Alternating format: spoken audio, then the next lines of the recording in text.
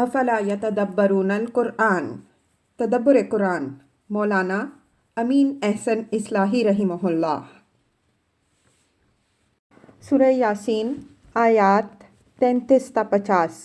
آگے کا مضمون، آگے آفاق کی نشانیوں سے رسول صلی اللہ علیہ وسلم کی دعوت اور اس کے انذار کی تائید کی ہے، اور ان لوگوں کو تنبیہ فرمائی ہے جو کائنات کی ان تمام نشانیوں سے آنکھیں بند کیے ہوئے کسی نئی نشانی کا مطالبہ کر رہے ہیں۔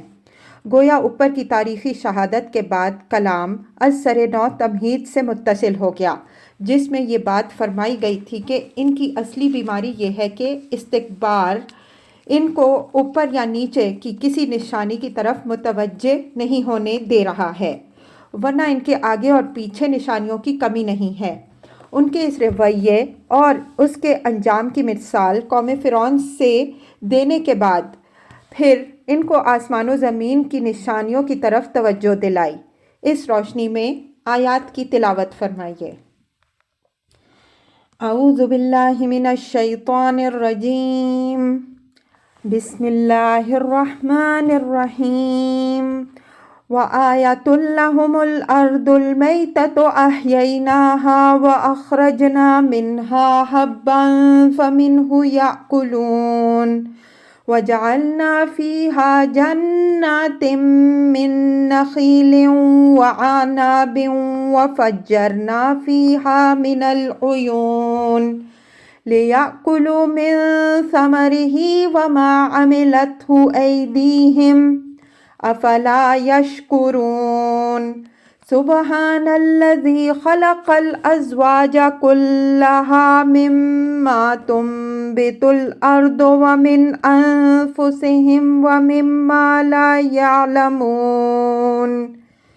وآیۃ لہم اللیل نسلخ منہ النہار فاذا ہم مظلمون۔ والشمس تجری لمستقر لها ذلك تقدیر العزیز العلیم۔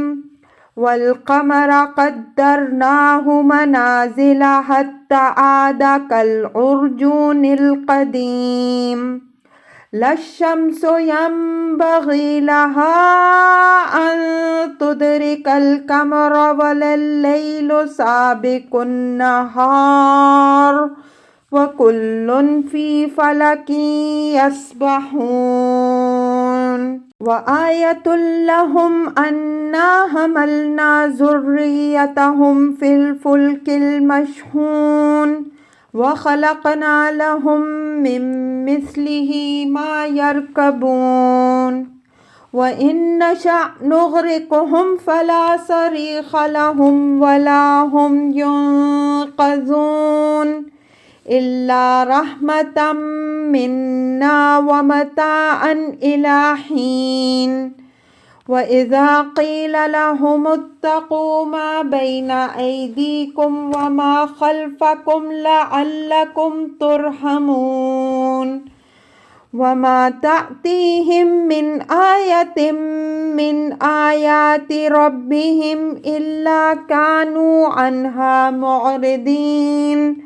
وَإِذَا قِيلَ لَهُمْ أَنفِقُوا مِمَّا رَزَقَكُمُ اللَّهُ قَالَ الَّذِينَ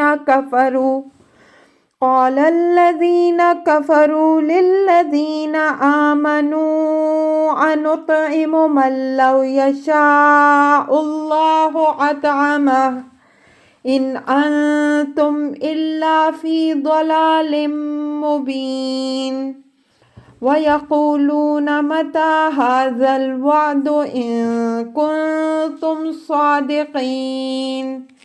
مَا يَنظُرُونَ إِلَّا صَيْحَةً وَاحِدَةً تَأْخُذُهُمْ وَهُمْ يَخِصِّمُونَ فَلَا يَسْتَطِيعُونَ تَوْصِيَةً وَلَا إِلَىٰ أَهْلِهِمْ يَرْجِعُونَ۔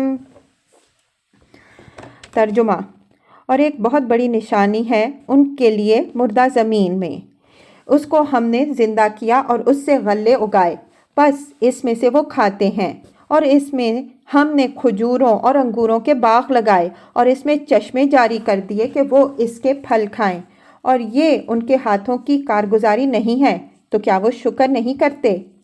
پاک ہے وہ ذات جس نے تمام قسمیں پیدا کیں، ان چیزوں میں سے بھی جن کو زمین اگاتی ہے اور خود ان کے اندر سے بھی، اور ان چیزوں میں سے بھی جن کو وہ نہیں جانتے۔ اور ان کے لیے ایک بہت بڑی نشانی رات ہے، ہم اس سے دن کو کھینچ لیتے ہیں، پس وہ دفعتاً اندھیرے میں رہ جاتے ہیں، اور سورج اپنے ایک معین مدار پر گردش کرتا ہے۔ یہ خدائے عزیز و علیم کی منصوبہ بندی ہے، اور چاند کے لیے ہم نے منزلیں ٹھہرا دی ہیں، یہاں تک کہ وہ کھجور کی پرانی ٹہنی کے مانند ہو کے رہ جاتا ہے۔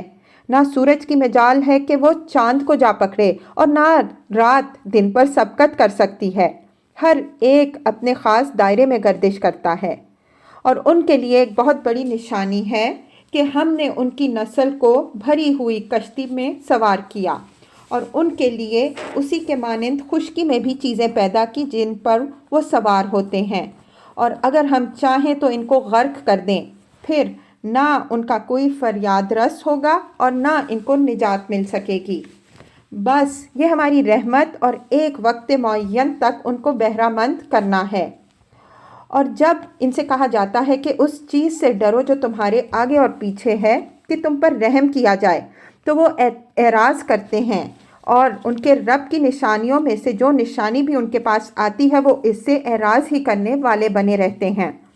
اور جب ان سے کہا جاتا ہے کہ اللہ نے جو کچھ تم کو رزق بخشا ہے اس میں سے خرچ کرو، تو جن لوگوں نے کفر کیا ہے وہ ایمان لانے والوں سے کہتے ہیں کہ کیا ہم ان لوگوں کو کھلائیں جن کو خدا چاہتا تو کھلاتا، یہ تو تم لوگ ایک صریح گمراہی میں پڑے ہوئے ہو۔ اور وہ پوچھتے ہیں کہ یہ دھمکی کب پوری ہوگی اگر تم لوگ سچے ہو؟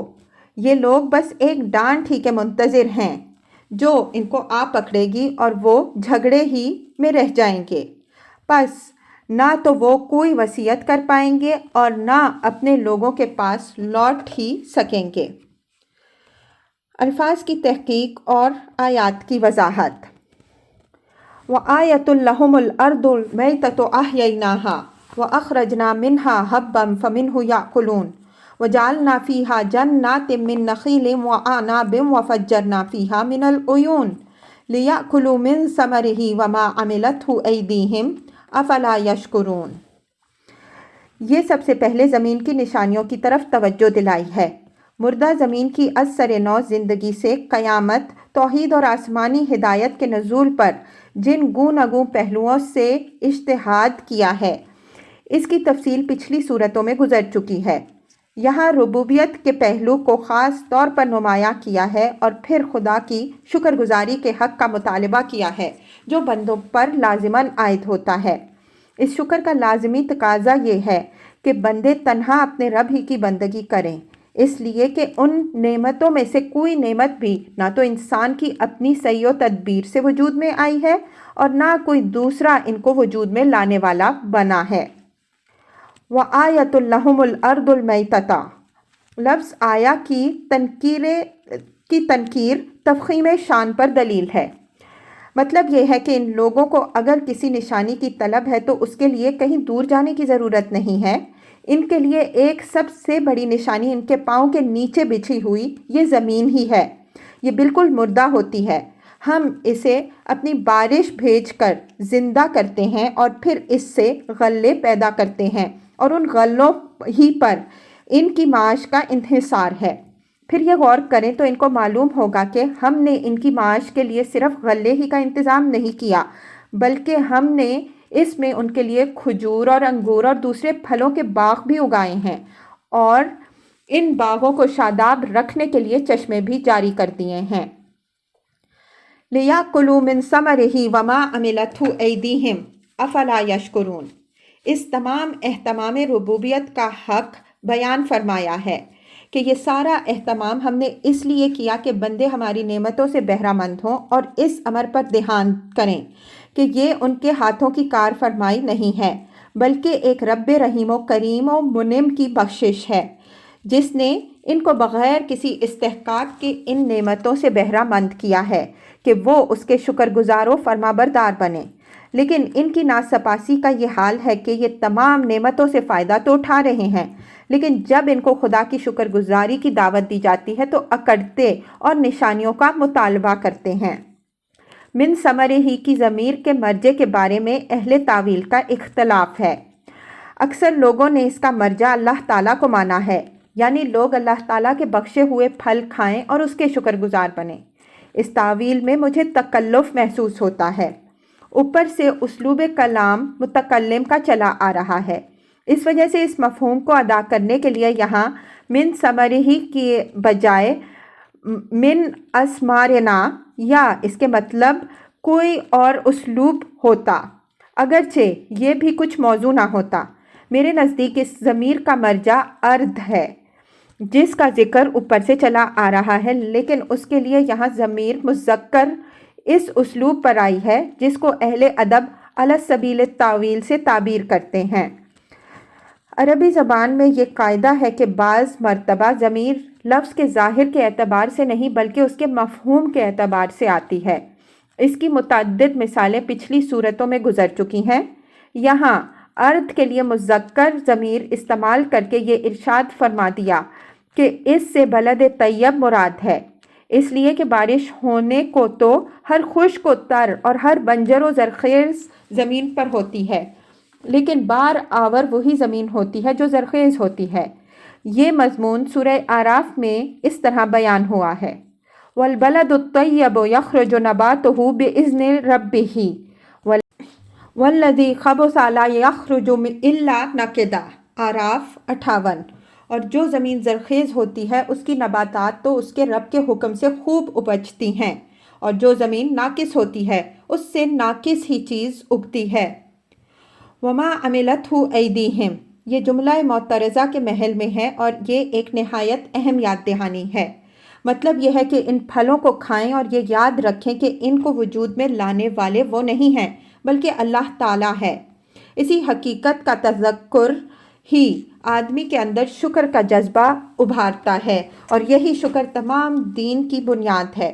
جو لوگ اس حقیقت سے بے خبر ہوتے ہیں وہ اللہ کی نعمتوں کو اپنے استحقاق اور اپنی قابلیت و صلاحیت کا کرشمہ سمجھتے ہیں، جس کا نتیجہ یہ نکلتا ہے کہ وہ خدا کے شکر گزار بندے بننے کے بجائے استکبار میں مبتلا ہو جاتے ہیں، اور یہ استکبار اپنی فطرت کے اعتبار سے شرک اور تمام فساد فی الارض کا پیش خیمہ ہے۔ سبحان الذی خلق الازواج کلھا مما تنبت الارض ومن انفسہم ومما لا یعلمون۔ لفظ ازواج انواع و اقسام کے معنی میں بھی آتا ہے اور جوڑے جوڑے کے مفہوم میں بھی۔ یہاں یہ دونوں ہی معنوں کا جامع ہے۔ زمین سے جو چیزیں بھی پیدا ہوتی ہیں ان کو دیکھیے تو ان کے اندر گوناگوں اور تنوع بھی ہے، اور ہر چیز جوڑے جوڑے کی شکل میں بھی نظر آتی ہے۔ اسی طرح انسانوں کو دیکھیے تو ان کی شکلوں، رنگوں، قامتوں اور زبانوں میں عظیم فرق نظر آئے گا، اور ساتھ ہی ان کے اندر جوڑے جوڑے ہونے کا وصف بھی پایا جاتا ہے۔ یہی حال اس عالم کے اس حصے کا ہے جو ہمارے علم کی رسائی سے باہر ہے۔ اب ایک قدم آگے بڑھ کر غور کیجئے تو یہ حقیقت بھی آپ پر واضح ہوگی کہ اس کے تنوع کے اندر مقصد کی ہم آہنگی اور اس کے تضاد کے اندر توافق کی سازگاری پائی جاتی ہے۔ یہ چیز اس حقیقت کو ظاہر کرتی ہے کہ اس کائنات پر ایک ہی خدائے وحدہ لا شریک لہ کا ارادہ کار فرما ہے، کوئی دوسرا اس میں دخیل نہیں۔ اللہ تعالیٰ کی ذات شرک کے ہر شائبہ سے پاک ہے، اور اس کی اس پاکی کی شہادت اس کائنات کی ہر چیز دے رہی ہے۔ نیز یہ بات بھی واضح ہوئی کہ جب ہر چیز جوڑا جوڑا ہے اور ہر چیز اپنے جوڑے سے مل کر اپنے مقصد کو پورا کرتی ہے تو لازم ہے کہ اس دنیا کا بھی کوئی جوڑا ہو، ورنہ یہ بالکل بے مقصد و بے غایت ہو کر رہ جاتی ہے۔ اور یہ بات ایک حکیم خالق کی شان سے بعید ہے کہ وہ کوئی عبث اور بے مقصد کام کرے۔ چنانچہ اس دنیا کے اس خلا کو بھرنے کے لیے اس نے آخرت بنائی ہے۔ آیت کا مدعا یہ ہوا کہ یہ کائنات اپنے وجود سے توحید اور آخرت کی شہادت دے رہی ہے اور اس کا خالق اس بات سے پاک ہے کہ اس کا کوئی شریک ہو یا اس نے یہ دنیا بالکل بے مقصد بنائی ہو۔ لفظ سبحان تنزیہ کے لیے آتا ہے، یہاں اس کا موقع و محل بالکل واضح ہے۔ وَآیَةٌ لَهُمُ اللَّيْلُ نَسْلَخُ مِنْهُ النَّهَارَ فَإِذَا هُمْ مُظْلِمُونَ۔ فرمایا کہ اگر یہ لوگ غور کریں تو ان کے لیے رات بھی خدا کی قدرت، حکمت اور ربوبیت اور توحید کی ایک بہت بڑی نشانی ہے۔ ہم اس کے اوپر ایک نور کی چادر اڑا دیتے ہیں تو ان کے لیے روشن دن نمودار ہو جاتا ہے جس میں وہ اپنے کام کاج انجام دیتے ہیں۔ پھر ہم اپنی یہ نورانی چادر اس سے کھینچ لیتے ہیں تو وہ تاریکی میں ہو جاتے ہیں جس میں وہ آرام کرتے ہیں۔ اگر ہم اپنی یہ نورانی چادر نہ اڑھائیں تو ہمیشہ تاریکی ہی میں یہ لوگ رہیں، اور اگر اس چادر کو نہ کھینچیں تو ان کو کبھی شب کا سکون میسر نہ ہو۔ روز و شب کا یہ ایاب و ذہاب اور خلق کے مفاد کے لیے ان کی یہ سازگاری اس بات کی صاف دلیل ہے کہ یہ دنیا ازداد کی کوئی رزم گاہ نہیں ہے، بلکہ یہ ایک خالق کی بنائی ہوئی دنیا ہے جو اس کے تمام ازداد کو اس کے مجموعی مفاد کے لیے استعمال کر رہا ہے۔ وَالشَّمْسُ تَجْرِي لَمُسْتَقَرٍّ لَهَا ذَلِكَ تَقْدِيرُ الْعَزِيزِ الْعَلِيمِ۔ یہ دن کے اندر ظاہر ہونے والی سب سے بڑی نشانی کی طرف توجہ دلائی کہ اس سورج کو دیکھیں کہ یہ پوری پابندی کے ساتھ اپنے ایک معین محور و مدار پر گردش کرتا ہے۔ مجال نہیں کہ اپنے محور و مدار سے ذرا ہٹ سکے یا اس کی پابندی اوقات میں 1 منٹ یا 1 سیکنڈ بھی فرق پیدا ہو سکے۔ کیا یہ اس بات کی شہادت ہے کہ اس دنیا میں جو کچھ ہو رہا ہے آپ سے آپ ہو رہا ہے، اس کے پیچھے کوئی مدبر اور کارفرما طاقت نہیں ہے؟ یا اس بات کا ثبوت ہے کہ اس کے پیچھے ایک قاہر و مقتدر اور علیم و حکیم ہستی ہے جس کے ہاتھ میں ہر چیز کی باگ ہے اور وہ اپنے بنائے ہوئے نقشہ اور اپنے قراردہ منصوبہ کے مطابق ہر چیز کو استعمال کر رہی ہے؟ اس کا صحیح جواب عقل و فطرت کے مطابق صرف یہی ہو سکتا ہے کہ ذالک تقدیر العزیز العلیم، یعنی یہ دنیا نہ تو اتفاق سے وجود میں آئی ہوئی کوئی چیز ہے اور نہ یہ آپ سے آپ چل رہی ہے، بلکہ یہ ایک ایسی ہستی کی پلاننگ کا کرشمہ ہے جو ہر چیز پر قادر و غالب اور ہر چیز کا علم رکھنے والی ہے۔ وَالْقَمَرَ قَدَّرْنَاهُ مَنَازِلَ حَتَّىٰ عَادَ كَالْعُرْجُونِ الْقَدِيمِ۔ فرمایا کہ یہی حال اس دنیا کی دوسری سب سے بڑی نشانی یعنی چاند کا ہے۔ وہ بھی نہ خود کار ہے نہ خود مختار، بلکہ ہم نے اس کے لیے منزلیں ٹھہرا رکھی ہیں جو ہر ماہ اس کو طے کرنی پڑتی ہیں، یہاں تک کہ یہ منزلیں طے کرتے کرتے وہ بالآخر کھجور کی پرانی ٹہنی کے مانند ہو کے رہ جاتا ہے۔ ارجون کھجور کی اس ٹہنی کو کہتے ہیں جس میں گوشے لگتے ہیں۔ یہ ٹہنیاں خشک ہونے کے بعد خمدار ہو کر بالکل وہ شکل اختیار کر لیتی ہیں جو شکل آخری اور ابتدائی تاریخوں میں چاند کی ہوتی ہے۔ یہ تشبیہ اس بات کی طرف اشارہ کر رہی ہے کہ جس چاند کو نادان لوگ پوجتے ہیں، اس غریب کی بے بسی کا یہ حال ہے کہ وہ ہر ماہ اس کو مختلف منازل فلکی طے کرنی پڑتی ہیں جس سے وہ سوکھ کے کانٹا اور اس طرح خمیدہ کمر ہو کے رہ جاتا ہے جس طرح کھجور کی سوکھی ٹہنی۔ لَلشَّمْسُ يَنبَغِي لَهَا أَن تُدْرِكَ الْقَمَرَ وَلَا اللَّيْلُ سَابِقُ النَّهَارِ وَكُلٌّ فِي فَلَكٍ يَسْبَحُونَ، یعنی اس کائنات کا سارا نظام اس کے خالق نے اس طرح اپنے قابو میں کر رکھا ہے کہ نہ سورج کی مجال ہے کہ وہ اپنے مدار سے نکل کر چاند کے مدار میں جا گھسے اور اس کو پکڑ لے، اور نہ رات کی مجال ہے کہ 1 سیکنڈ کے لیے بھی دن پر سبقت کر جائے، بلکہ ان میں سے ہر ایک کو اپنے اپنے دائرے میں گردش کرنی پڑتی ہے۔ یہ اس بات کا نہایت واضح ثبوت ہے کہ اس کائنات کی ہر چیز کی باگ ایک ہی خدائے قدیر و علیم کے ہاتھ میں ہے اور وہی تنہا ہر چیز کا مالک و مختار ہے۔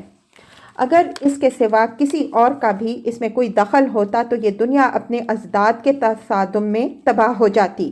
خاص طور پر یہ حقیقت تو بالکل نمایاں ہے کہ جو چیزیں جتنی ہی زیادہ نمایاں ہیں اور جن کے نمایاں ہونے ہی کی بنا پر قوموں نے ان کو معبود مان کر ان کی پرستش کی، وہ اپنے وجود ہی سے یہ اعلان کر رہی ہیں کہ وہ سب سے زیادہ مسخر و محکوم ہیں، مجال نہیں ہے کہ وہ اپنے دائرہ کار سے 1 انچ بھی ادھر یا ادھر سے رکھ سکیں۔ وَآیَةٌ لَّهُمْ أَنَّا حَمَلْنَا ذُرِّيَّتَهُمْ فِي الْفُلْكِ الْمَشْحُونِ وَخَلَقْنَا لَهُم مِّن مِّثْلِهِ مَا يَرْكَبُونَ وَإِن نَّشَأْ نُغْرِقْهُمْ فَلَا صَرِيخَ لَهُمْ وَلَا يُنقَذُونَ إِلَّا رَحْمَةً مِّنَّا وَمَتَاعًا إِلَىٰ حِينٍ۔ ذُرِّيَّتَهُم میں ہم سے مراد مخاطب بحیثیت انسان ہے اور ذریہ نسل کے مفہوم میں ہے۔ مشحون بھری ہوئی کشتی کو کہتے ہیں۔ فرمایا کہ اگر ان کو مزید نشانی کی طلب ہو تو وہ اس بات کو دیکھیں کہ ہم نے نسل انسانی کے بحری سفر کے لیے یہ اہتمام کیا ہے کہ ان کی کشتیاں سمندر کے سینے پر سے ہزاروں ٹن سامان لے کر چلتی ہیں اور نہیں ڈوبتیں۔ خلقنا لہم الآیا، فرمایا کہ جس طرح سمندر کے سفر کے لیے ہم نے کشتی بنائی ہے اسی طرح کی چیزیں ہم نے خشکی کے سفر کے لیے بھی بنائی ہیں، مثلاً گھوڑے اور اونٹ وغیرہ۔ خاص طور پر اونٹ کو عرب میں سفینہ صحرا کی حیثیت حاصل تھی۔ اسی حکم میں وہ سواریاں بھی داخل ہیں جو اب سائنس کی مدد سے ایجاد ہوئی ہیں، یعنی موٹریں، لاریاں، بسیں، ہوائی جہاز وغیرہ۔ یہ تمام چیزیں جن قوانین کے تحت کام کر رہی ہیں وہ خدا ہی کے بنائے ہوئے اور اسی کے سکھائے ہوئے ہیں۔ انسان انہی قوانین سے کام لے کر مختلف چیزیں ایجاد کرتا ہے اور ان سے فائدہ اٹھاتا ہے۔ اس وجہ سے اللہ تعالیٰ نے ان کو اپنی طرف منسوب فرمایا ہے، اس لیے کہ اصل حقیقت یہی ہے۔ وَإِن نَّشَأْ نُغْرِقْهُمْ فَلَا صَرِيخَ لَهُمْ إِلَى الْآيَةِ۔ صریخ فریاد اور فریاد رسی کے معنی میں بھی آتا ہے اور فریاد کرنے اور فریاد رسی کرنے والے کے معنی میں بھی۔ یہاں یہ تمام معافی کے اعتبار سے موضوع ہیں۔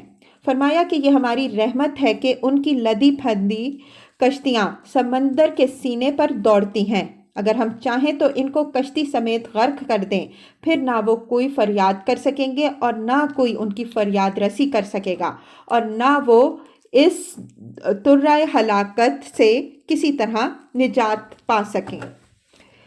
الا رحمۃ منا ومتاعا الی حین۔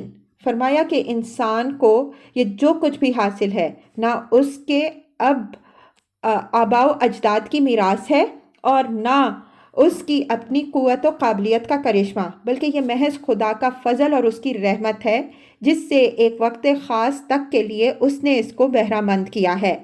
بالآخر وہ وقت آنے والا ہے جب اللہ تعالیٰ ان تمام نعمتوں سے متعلق پرسش کرے گا کہ ان کا شکر اور حق ادا کیا گیا یا نہیں۔ وَإِذَا قِيلَ لَهُمُ اتَّقُوا مَا بَيْنَ أَيْدِيكُمْ وَمَا خَلْفَكُمْ لَعَلَّكُمْ تُرْحَمُونَ، یعنی جب ان کو متنبہ کیا جاتا ہے کہ تمہارے آگے اور پیچھے جو آسمان و زمین ہیں ان سے ڈرو کہ زمین تمہارے سمیت دھسا نہ دی جائے اور آسمان سے تم پر ٹکڑے نہ گرا دیے جائیں، تو وہ متنبہ ہونے کے بجائے اعراض کرتے ہیں اور عذاب کی نشانی کا مطالبہ کرتے ہیں۔ اذا کا جواب یہاں بر بنائے وضاحت کرینہ محذوف ہے اور ما بین ایدیکم وما خلفکم کے بعد من السماء والارض کے الفاظ محذوف ہے۔ سورہ سبا میں یہی مضمون اس طرح بیان ہوا ہے۔ اَفَلَمْ يَرَوْا إِلَىٰ مَا بَيْنَ أَيْدِيهِمْ وَمَا خَلْفَهُمْ مِنَ السَّمَاءِ وَالْأَرْضِ إِن نَّشَأْ نَخْسِفْ بِهِمُ الْأَرْضَ أَوْ نُسْقِطْ عَلَيْهِمْ قِسَفًا مِّنَ السَّمَاءِ۔ آیت 9۔ کیا وہ اپنے آگے اور پیچھے آسمان اور زمین پر غور نہیں کرتے؟ اگر ہم چاہیں تو ان کے سمیت زمین کو دھسا دیں یا ان کے اوپر آسمان سے ٹکڑا گرا دیں۔ وَمَا تَأْتِيهِم مِّنْ آیَةٍ مِّنْ آیَاتِ رَبِّهِمْ إِلَّا كَانُوا عَنْهَا مُعْرِضِينَ، یعنی یہ اعراض و انکار اس طرح ان پر مستولی ہو گیا ہے کہ اللہ تعالیٰ کی طرف سے جو آیت بھی ان کی تعلیم و تذکیر کے لیے آتی ہے وہ بالکل بے سود ہو کے رہ گئی ہے۔ کوئی چیز بھی ان کے اوپر کارگر نہیں ہوتی۔ وَإِذَا قِيلَ لَهُمْ أَنفِقُوا مِمَّا رَزَقَكُمُ اللَّهُ قَالَ الَّذِينَ كَفَرُوا لِلَّذِينَ آمَنُوا أَنُطْعِمُ مَن لَّوْ يَشَاءُ اللَّهُ أَطْعَمَهُ إِنْ أَنْتُمْ إِلَّا فِي ضَلَالٍ مُّبِينٍ۔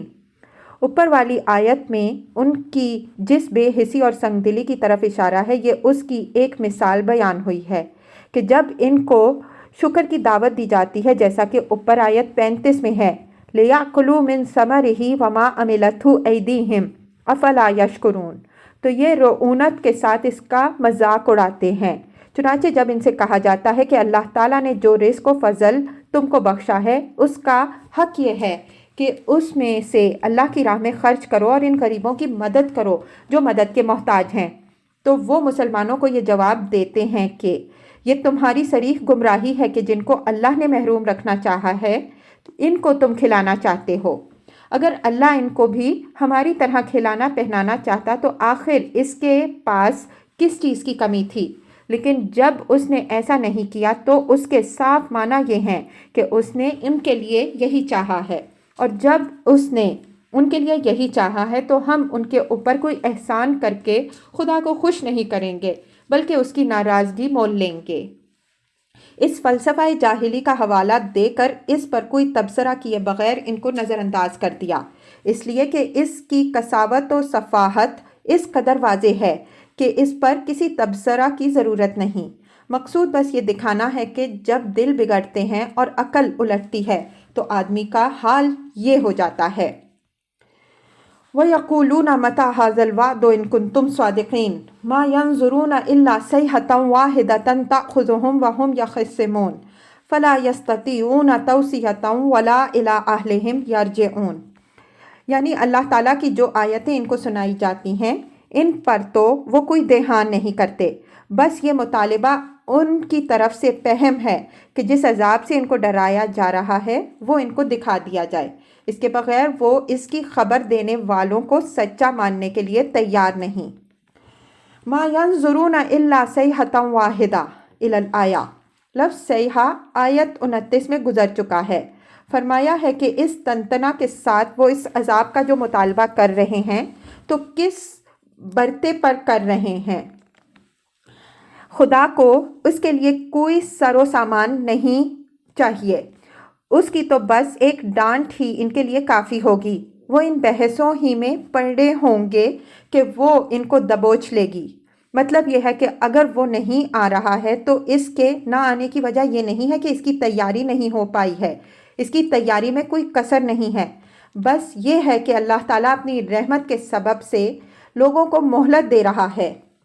فَلَا يَسْتَطِيعُونَ تَوْصِيَةً إِلَى الْآیَةِ، یعنی خدا کی وہ ایک ہی ڈانٹ ایسی ہوگی کہ جو جہاں ہے وہ وہیں دبوچ لیا جائے گا، اس کو اتنی فرصت بھی نصیب نہیں ہوگی کہ کسی کو کوئی وصیت کر سکے یا اپنے گھر والوں کی طرف لوٹ سکے۔